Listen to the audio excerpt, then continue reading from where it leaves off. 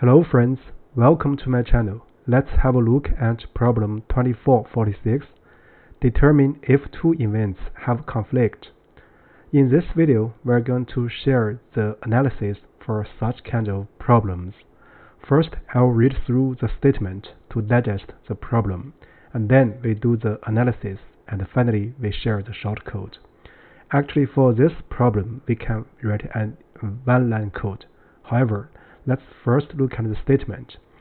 So we are given two arrays of strings that represent two inclusive events that happened on the same day, given event 1 and event 2. So each of the events is represented by a list with a start time and an end time. So the event time is in valid 24-hour format. So first is hour and second is minute. So a conflict happens when two events have some non-empty intersection. For example, here it means some moment is common to both events. So we are required to return true if there is a conflict between two events, otherwise return false. So here are three examples. Let's look at example 1. So this is actually a good example to help us digest the requirement. So here the first event ends at 2 a.m. and the second event starts at 2 a.m. So these two time points actually coincide. So this is regarded as having overlap. So we return true. So the second example, this has an obvious overlap because the first one starts from 1 and ending at 2, and the second starts from 1:20 and end at 3. So we have overlap from 1:20 to 2. So the third one is an example that there is no overlap. So the constraints is basically about some assumptions and consistencies. So with that said, we are ready to analyze the problem. So here our method is to use comparison using the consistency between the string order and the time order.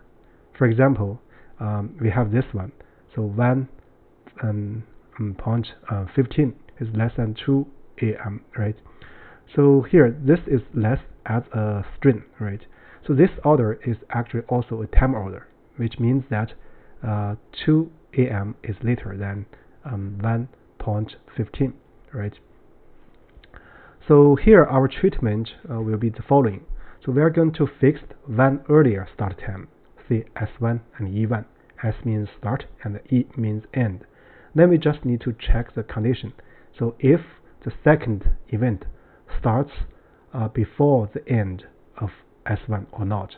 If before or equal, so we need to return there is overlap. Otherwise, if S2 is larger than E1, so we're going to see there's no conflict or no overlap.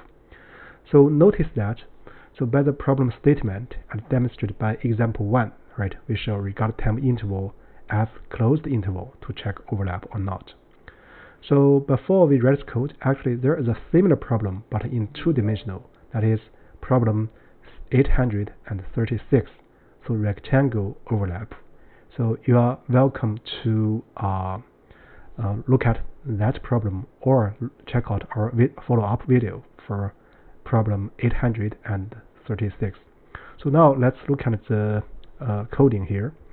So as we mentioned, we are not pursuing for shortest code, but we want to demonstrate the logical process.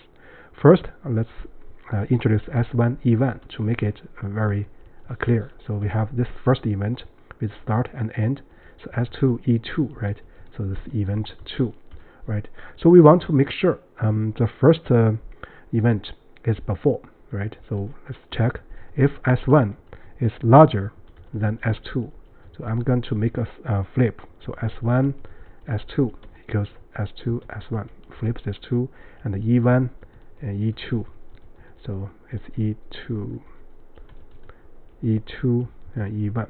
So this way, so first event is always no later than the second event. Then what remains is to check if the start time of the second event is before or equal to the end of the first event or later, right? So we just need to return whether S2 is less than or equal to E1. So this is the condition for overlapping, right? So if it's violated, so there's no overlapping. So that's actually the solution format we are going to present. So with that said, let's first do a check. Yeah, it passes the example 1, I guess. So now let's look at the generic case. Yeah, it passes all the cases.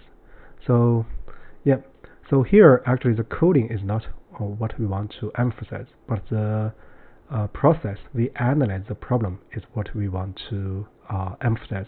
Actually, using similar reasoning, we can do problem 836. So you're welcome to check out the follow-up. So with that said, I guess that's it for this video. Thank you.